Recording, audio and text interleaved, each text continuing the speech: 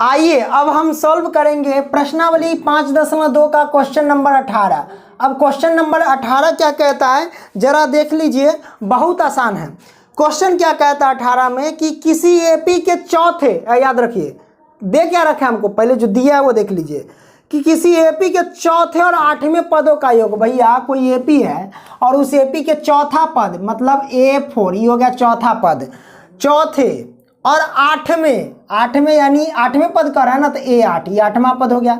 चौथे और आठवें इन सब का योग, योग मतलब जोड़, तो इन सभी का योग कह रहा है कितना दे रखा है, तो 24 दे रखा है। मैंने लिख दिया, ये हमको दिया है, क्या है ये दिया हुआ है। ओके राइट, तो दिया हमें किसी एपी के चौथे और आठवें पदों का योग 24 है। ओके आगे हम देखते हैं, आगे हमारा अगला देख लेते हैं। तो अगला कहता है कि तथा छठे और 10वें पदों का योग, यानी छठा पद बोले तो A6 छठा पद हो गया, और 10वां पद यानी A10 यानी 10वां पद, तो इन दोनों का योग कितना दे रखा है, तो दे रखा है भैया 44। कितना दे रखा है भैया, 44 दे रखा है। लो, और हमें क्या कहता है निकालने के लिए, एपी के प्रथम 3 पद का रहा ज्ञात करने के लिए। बहुत आसान है, इस प्रकार से ये इससे और इससे हमें 2 समीकरण प्राप्त होगा।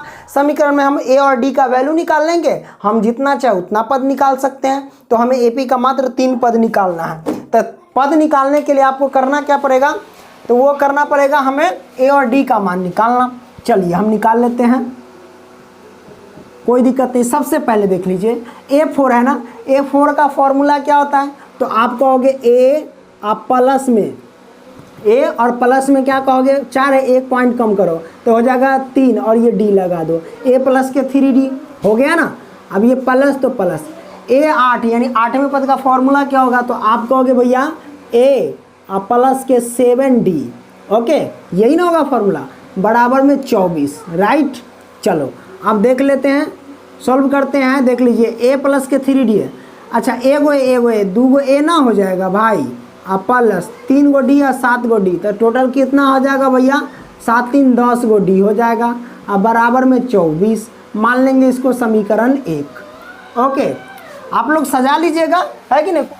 अब यहाँ पे देख लीजिए A6 का फॉर्मूला क्या हो जाएगा, तो हमारे पास वही लगा देंगे A प्लस में 5D प्लस A10 का फॉर्मूला क्या होगा, A प्लस में 9D राइट, बराबर 44 यानी 44।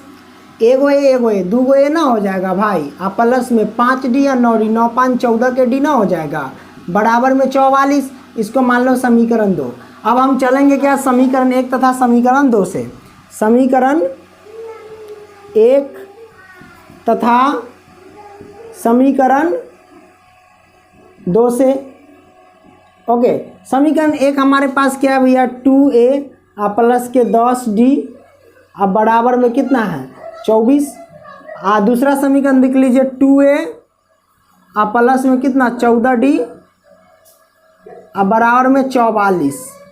ठीक है, लिख देते हैं घटाने पर, ये समीकरण 1 है और ये समीकरण 2 है। लिख देते हैं घटाने पर, लिख दिए ना घटाने पर। अब घटाने पर जब लिखते हैं तो ये प्लस का है तो ये माइनस, ये प्लस का तो माइनस, और ये प्लस का तो ये भी माइनस। ओके देखिए घटाने पर लिखते हैं तो चिन्ह हमारा बदल जाता है, जो प्लस में रहता है वो माइनस में, जो माइनस में रहता है वो प्लस में, तो ये चला से ये चला कट जाएगा।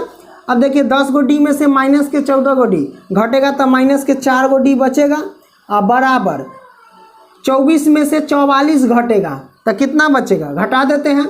4 में से 4 गया तो 0, ये 4 में से 2 जाएगा तो कितना 2, माइनस के कितना बचेगा 20 बचेगा। काटो, माइनस से माइनस कैंसिल। अब ये 4 पंचे 20 कट गया। ओके तो D की वैल्यू आ गई भैया 5, D का वैल्यू हमारा कितना आ गया भैया 5। ओके तो हम साइड में कहीं लिख लेते हैं यहाँ पे। चलो अब D का मान 5 आ गया ना, तो हम क्या करते हैं D का मान किसी में भी रख देते हैं, समीकरण 1 तथा समीकरण 2 में किसी में भी रख देंगे। तो हम लिख देते हैं D का मान समीकरण किस में रख दे, 1 में रख देते हैं। चलो 1 में रखने पर, 1 में रखने पर, ओके रखने पर। अब 1 में रख रहे हैं तो 1 हमारे पास क्या है, ये वाला है 2A प्लस में 10D, तो 10 अब बीच में क्या रहता है गुना छिपा रहता है, गुने और D के जगह पे कितना वैल्यू निकाले हैं 5, तो हम 5 पटक देंगे अब बराबर में कितना 24 है तो 24 रख देंगे। ओके, ज़रा देख लीजिए। अब यहाँ से सोल्व करेंगे 2a प्लस के 10 बचे कितना हो जाएगा भैया 50 और बराबर में 24। ओके, 2a और बराबर में 24 है तो 24 लिखो। ओके, प्लस का 50 से पक्षांतर करेंगे तो माइनस का 50 हो जाएगा। तो 2a और बराबर 24 में से 50 घटा दो, ना घटेगा तो हम क्या करते हैं इसमें से घटा देते हैं। ये वाला जो पार्ट देख रहे हैं ये -50 में से 24 घटेगा तो 50 में से ही 24 घटा देते हैं, तो ये बचेगा 6 और ये बचेगा कितना 4, 4 में से 2 गया तो 2, माइनस के 26 होगा। ठीक है, क्या माइनस के 26, 2 से काटो तो 13 दूना 26 कट जाएगा। तो a की जो वैल्यू आ जाएगी भैया माइनस के 13।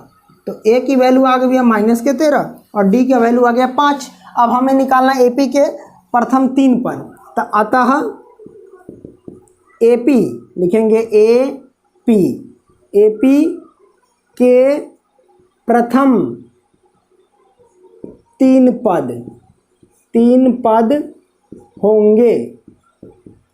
क्या क्या होंगे, हमारा AP का व्यापक रूप लिख लेना a प्लस में d और a प्लस में 2d, या फिर एगो पद प्राप्त हो जाएगा तो उसमें d जोड़ते जाइए, वैसे भी निकल जाएगा, कोई दिक्कत नहीं। a के जगह पे कितना -13 लिखो, a के जगह पे -13, a के जगह पे क्या रखोगे -13। ओके, प्लस तो प्लस और d के जगह पे क्या लिखोगे 5 लिखोगे तो क्या होगा 13 घट रहा है 5 में से, माइनस के 8 बचेगा। ओके, इसमें a प्लस के 2d है तो a के जगह पे -13 रखोगे, प्लस 2 है तो 2 और d वाला कितना है 5 है, 5 दूना 10 हो जाएगा, ये दोनों गुना करेंगे तो मतलब 10 घटेगा तो ये हो जाएगा -3 आ जाएगा इसका। ओके, तो ये हमारे पास प्रथम 3 पद प्राप्त हो गए, ये AP। आई होप कि ये सारे के सारे क्वेश्चन मतलब ये क्वेश्चन समझ गए होंगे। पीछे वाली क्वेश्चन हम नहीं देखे हैं तो जाके प्लेलिस्ट में चेक करना। ओके, तो कहीं भी दिक्कत नहीं है, अपना सजाना होगा तो आप लोग सजा सकते हो, खूब बढ़िया से बना सकते हो, मैंने ये बता दिया, नो डाउट। चलो अगली वीडियो में मिलते हैं।